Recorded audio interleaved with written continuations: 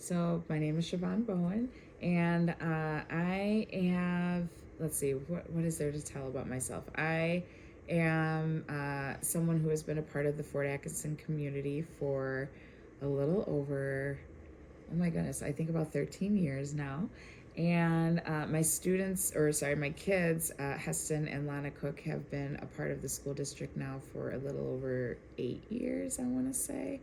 And I've always had an interest in being a part of their education and their upbringing here, and so I've tried to find ways to be involved since they've started really in the district as possible. Starting with when they both worked or were a part of the Parents Cooperative Preschool. They both attended there, and I eventually, first I started off just being a part of an active member of the parent teacher organization, and then they asked me to be the vice president of their board there, of their school board. So I did that for a year, and then followed up by being the president of their board for 2 years. Just again to not only be able to better be involved in the different things that my kids were involved in the school, but also just to get a better understanding of how Parents Cooperative worked, how they worked with parents, and what they did to make sure that our students there thrived. So that was really where the start of it was for me, and that kind of aligned with when I started working for Madison Area Technical College, or we call ourselves Madison College now. But so I've also been working there since January of 2020, and my background, without getting too much into it, has always been about the advocacy and education of employees in terms of their rights, especially like with their safety rights and things of that nature. And so I've really been in an education and training role for a long time, which is what eventually led me to Madison College. And me kind of shifting to that education lens was because I really wanted to see how the things I've been doing in my career can make an impact on our future generations. And so it's kind of like between my kids, growing up in the district here, and then me being involved in higher ed. I feel like those two have really led to where I'm at now, where I have this interest in continuing both my own education on how the school district operates and serves our students, but also how I can lend my voice and my experience to help to advocate for the students here in our district, but also to find ways to create those partnerships between the district, our families here in the community, our students, and our teacher and staff that are here as well. So.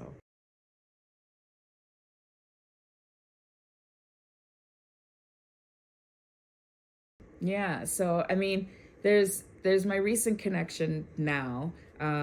I should share I grew up in Whitewater, Wisconsin, so I've known Fort Atkinson my whole life. I've had friends from Whitewater who ended up moving here, and that's how I ended up knowing Fort Atkinson. I used to hang out in Fort Atkinson. When skate capital was a thing, that was a place that I frequented a lot.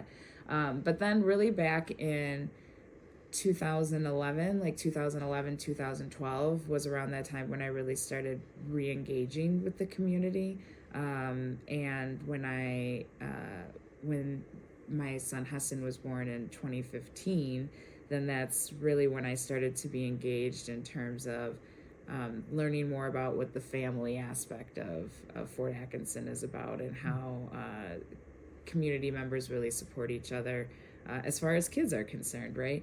And that's really when I started to honestly have more of an interest in the school district and how it was going to best prepare my children for success, wherever it is that they want to go later in life. And so that's really when I started, I would say, really getting involved in the community from that aspect. Before, it was the being able to build those relationships and things, but it wasn't necessarily through the lens of being a mom, because I wasn't a mom yet. So that education piece really started to become important for me, honestly, when they were born, but definitely once we started looking into programs for Heston and later for Lana, to really give them a jump start on their success at an early age.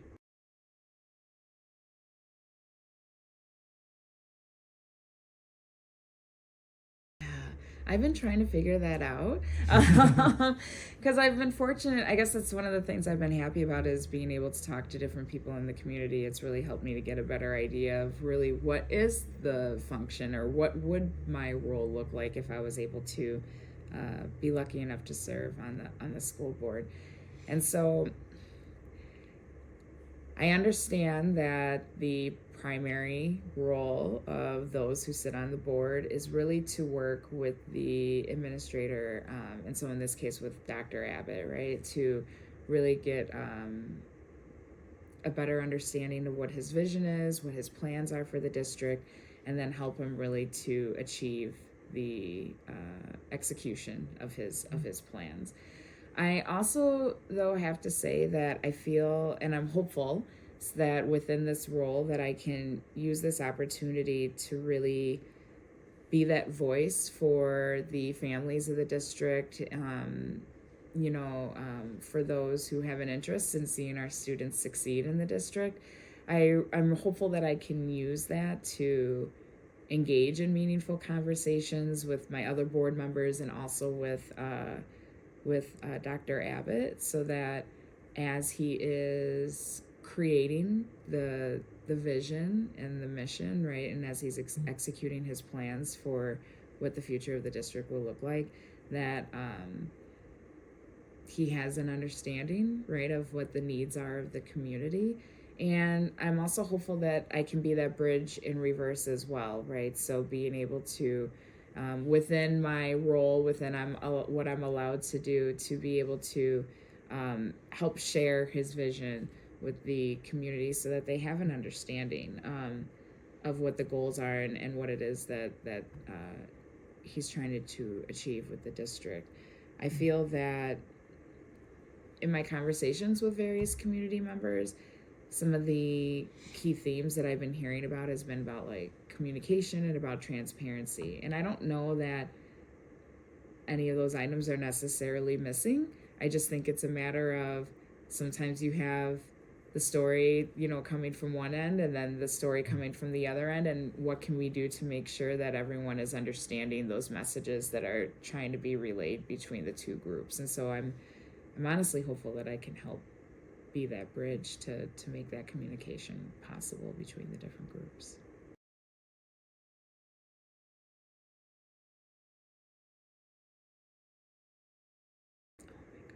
I mean, can I just repeat that? No, just kidding.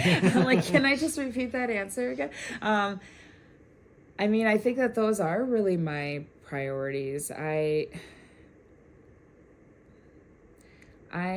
have an interest in using this position as much as I'm able to be able to bring the community members together from like all of those different areas. And that's really what my goal is. So I want to be someone who can listen to what everyone has to say, right? To be able to listen to all of those different opinions, to be able to sit back and reflect on it, and then to be able to have conversations with people so that we can all get at least a little bit closer to having a mutual understanding of where everyone is. I think that there's so much great potential for this community, for all of us to really come together and center what I feel matters most, and that's our kids, that's our students, right? That's what the whole point of this work is. And so if there's anything I can do to help with that, that's honestly my goal. Because I just want to see us all be able to work together and to know that regardless of what one individual may think or believe and what another individual may think or believe, that when it comes to our kids, that we can all sit down, have those constructive conversations, really get to a point where we understand where we're all coming from, and then be able to make the best decisions to move forward and really help to support and make sure all of our kids thrive.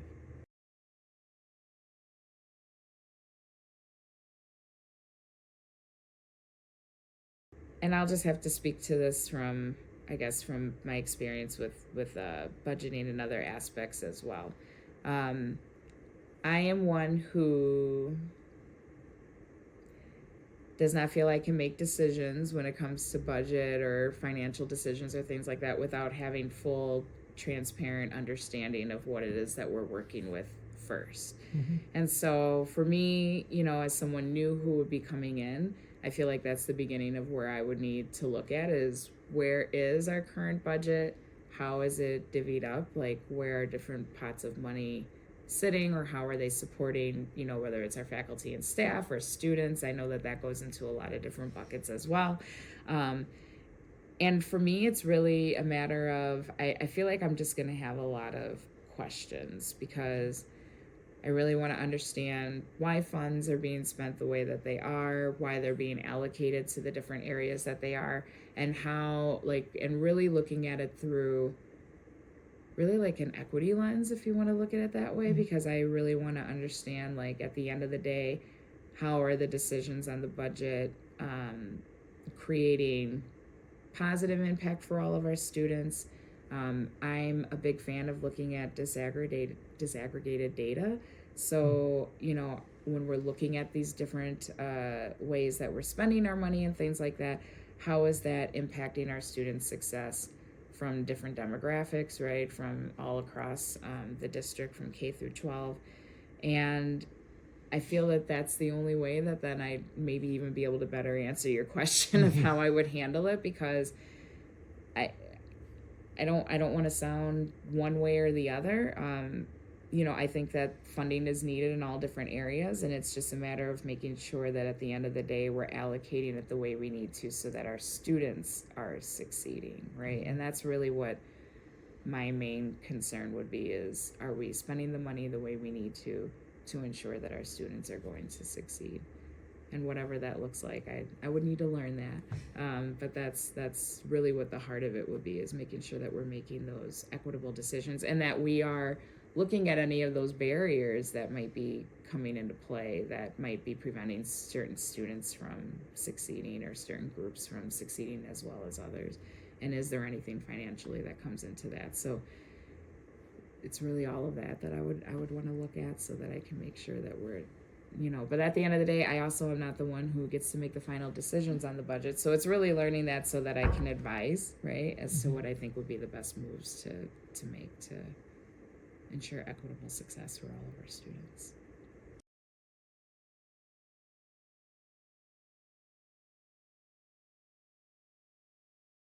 Yeah, so this is where I think, especially, I would say, not only during the board meetings, but any other opportunities where we are allowed to engage with faculty and staff as possible.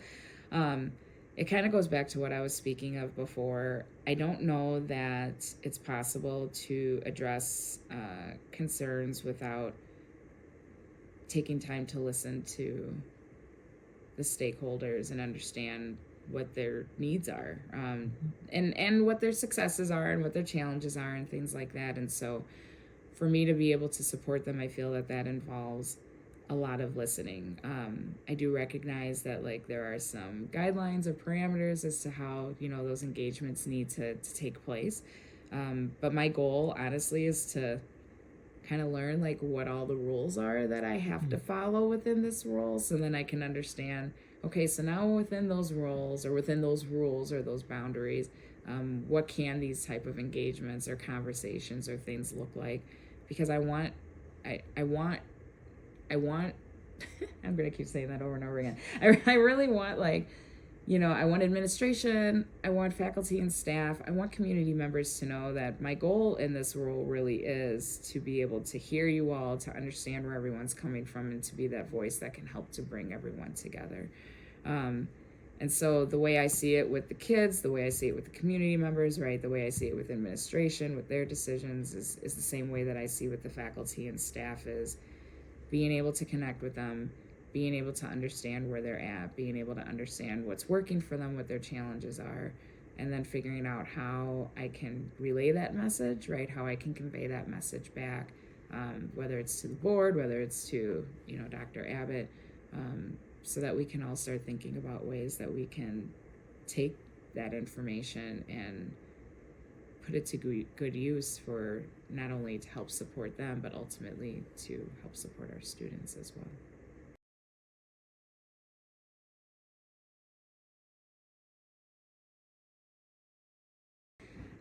I think it's a few things. I have lived experience growing up in rural communities, in small communities like Fort Atkinson. I'm from the neighbor of Whitewater, Wisconsin, so that's a big piece. I think that there is a huge difference in the way that we need to approach how we educate our kids in some of these communities versus if you're in bigger cities or or areas that have more resources, more budget, things like that, to support their kids. So I think that that's a big piece of it. I also would say that my experience, like my professional experience, is a big part of that. Again, I've been working at Madison College for 5 years. Before then, I've worked for various training institutions. And so being out there and understanding the learning needs of different communities is something that's been an experience of mine for about a decade now, that I feel that I can bring to it. Going back to what I said about being in the community, already working in the district, having served on a school board, at a preschool level, but having served on a school board level within the district, gives me some experience as well. And to be honest, I'd say kind of the biggest thing is just the fact that I've been in some kind of a advocacy role, advocating for people's rights throughout my entire career. So ever since I started as a safety coordinator back in 2006, that's always been my goal, is centering the voices of those who need someone to represent them, right? And to make sure that their needs are heard and that they're being advocated and that their rights are being upheld as they should be. And I feel that it's just been a natural transition going from the worker side of things, right, to the education side of things, going from adults navigating into child to K through 12. I really feel that all of those experiences have led me to this point. And that's really the big reason why I want to be here. And it's just, for me, I feel that it's important to have representation on the council for all of the different type of community members that we have here. And so I want to make sure that I can be that voice for all of those families as well.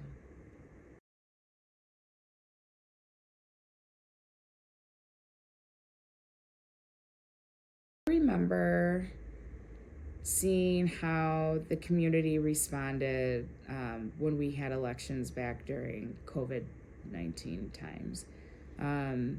And that was very nervousing for me, to be honest. And I think that the results of that election, we've got a very strong board in place, but I think that there were a lot of opinions and things that were shared during that time that have kind of made some of the feelings that I've felt from different people that I've spoken to over the past month, just kind of their thoughts about how the district is doing in general. And I think that this is why I keep preaching this idea of how can I help to bring everyone together. You ask what I would hope for 3 years from now.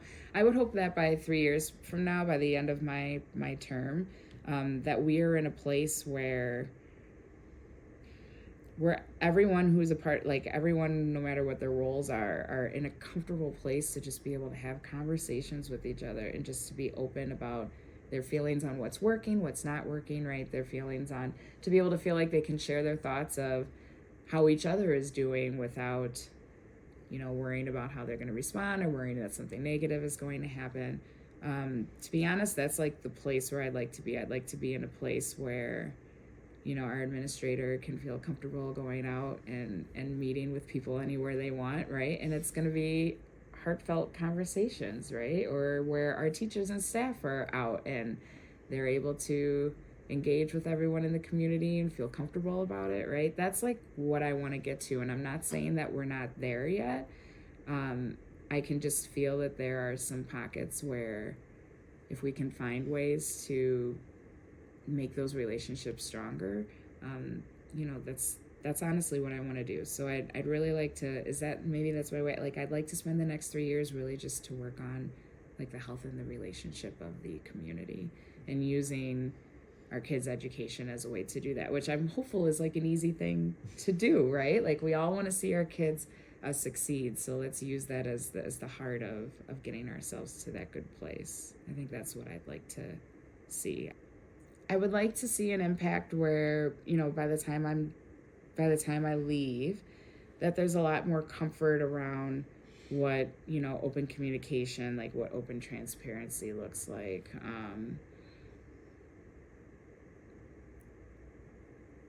I guess I'll also be honest.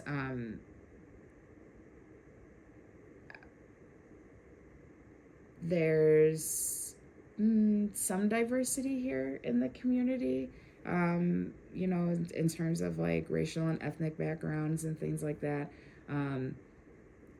I don't always get to see that representation in this kind of a role, so I'm kind of hopeful that if I make it in this spot, that it also encourages others to maybe want to be interested in stepping up and making sure that those families are communities of color that are here are represented in the future as well. So I do have that interest, because there are, quite a few of us families that are here, and I just want to make sure that the decisions are considering us as well. So I would hope that I would leave an impact that would perhaps, encourage others to want to step in and continue that tradition after I'm gone, whenever that is, after I'm no longer there.